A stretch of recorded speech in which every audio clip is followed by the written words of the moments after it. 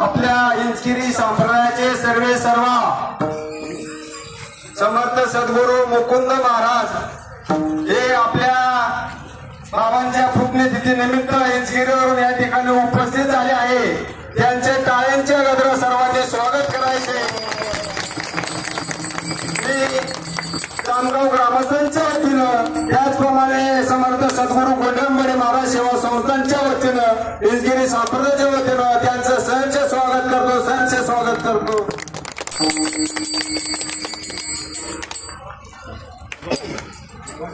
चला चला